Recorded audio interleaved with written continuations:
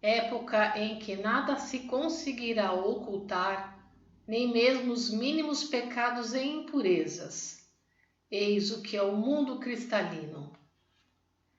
Creio que a expressão luz do Oriente tenha surgido há cerca de 2000 anos em determinada parte da Europa, tendo se propagado gradativamente a ponto de hoje não existir quem a desconheça.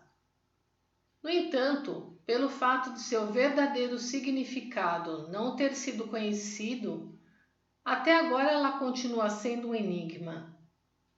Assim sendo, gostaria de expor seu real significado. Luz do Oriente era, na realidade, uma profecia sobre mim. Creio que não haverá quem não se surpreenda ao tomar conhecimento dessa verdade.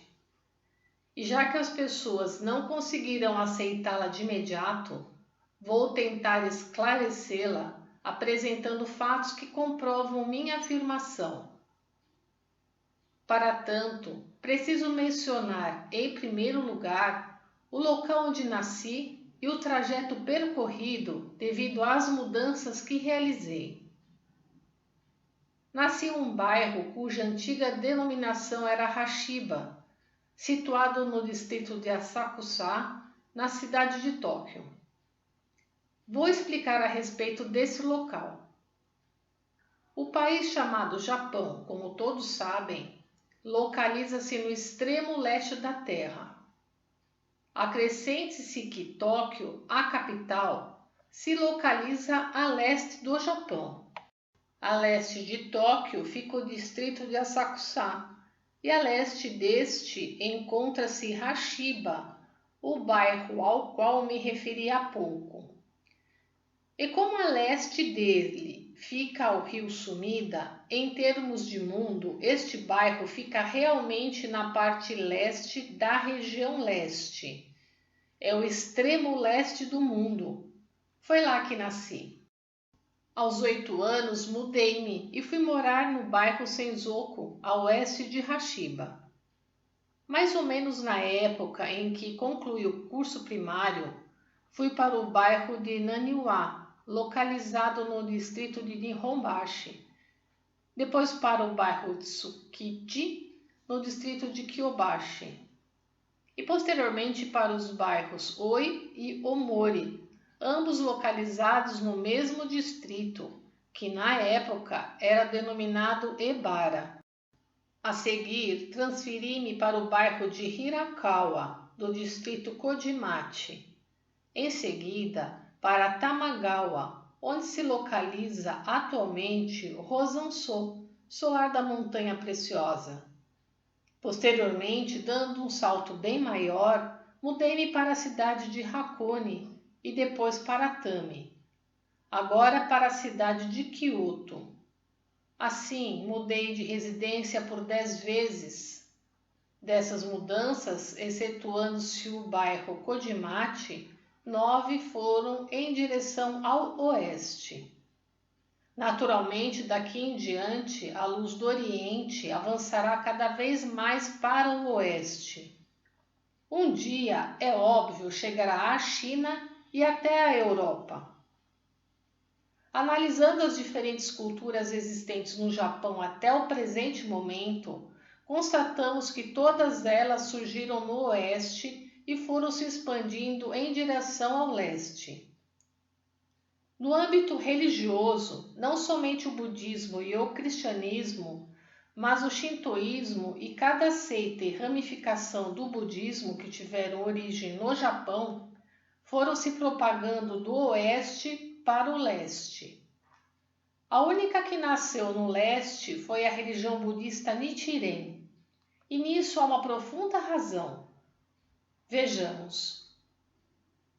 Como tenho dito sempre, o budismo foi importante para promover a salvação no período da Era da Noite, e nessa fase ele teve a proteção do deus da lua. Com a chegada da época apropriada, o mundo sofrerá a transição para a Era do Dia. Visto que tudo ocorre primeiramente no mundo espiritual, Há 700 anos teve início, naquele mundo, o primeiro passo do alvorecer. Foi com essa missão que nasceu o virtuoso monge Nichiren, 1222-1282, fundador da referida religião. Assim que concluiu seu principal aprimoramento, ele tomou a firme decisão de se dedicar de corpo e alma à divulgação do Sutra do Lótus. Primeiramente foi a Awa, região sul da atual província de Chiba, sua terra natal, e subiu o monte Seichozan, localizado próximo ao mar. Voltado para o sol que nascia, orou em voz alta, Nam-myoho Renge Kyo. A partir de então, passou a difundir e apresentar ao mundo o Sutra do Lótus, a fim de enaltecer suas bênçãos.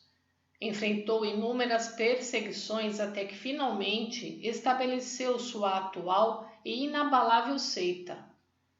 Sua proeza merece todo o nosso respeito.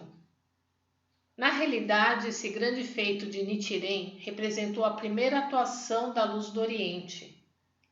Observando o fato em termos espirituais, podemos dizer que, no extremo leste do mundo espiritual, até então imerso nas trevas, ocorreu um tênue lampejo de luz que antecipa o aparecimento do sol.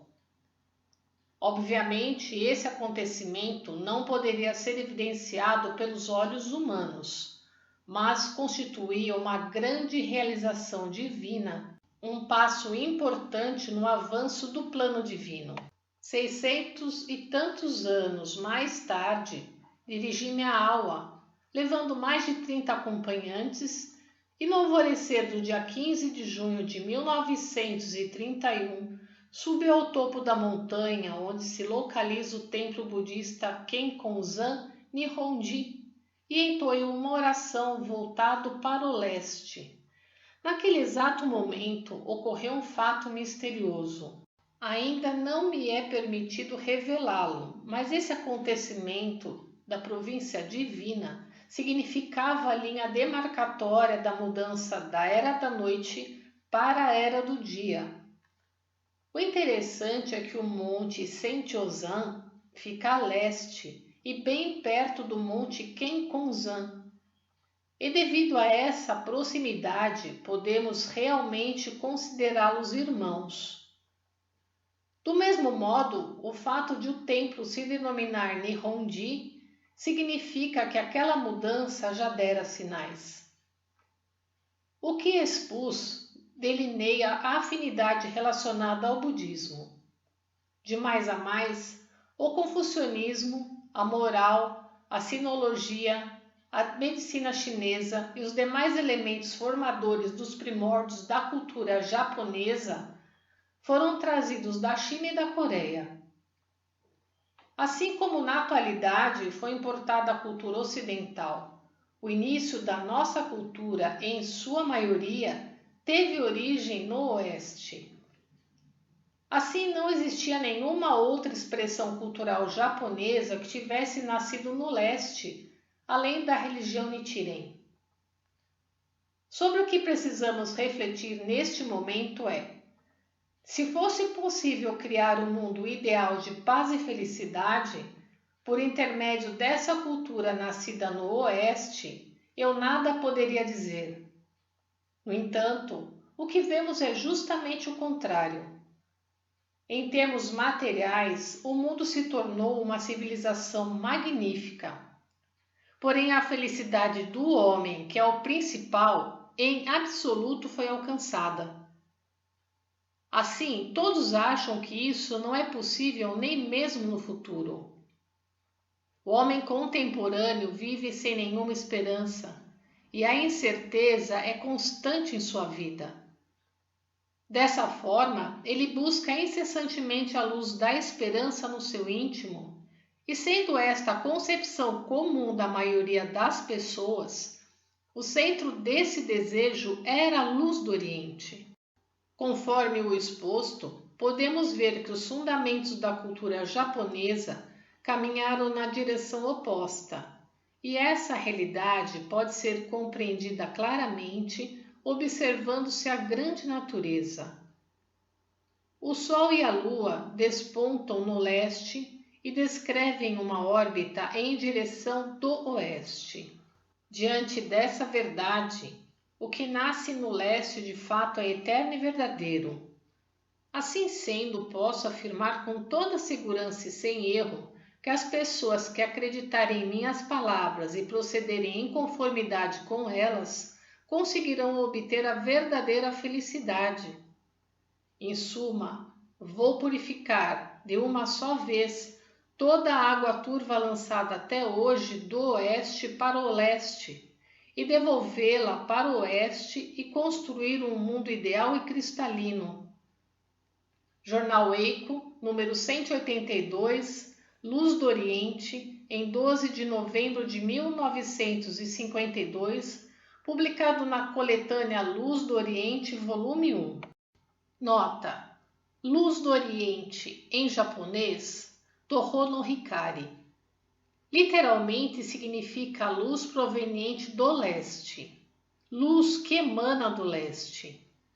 Note-se que a opção de tradução em língua portuguesa Luz do Oriente não deve limitar o entendimento de que a luz seja exclusiva do Oriente. Arte da religiosidade e da filosofia, democratizando a arte TV no YouTube. Compartilhe os ensinamentos de Meishu Sama.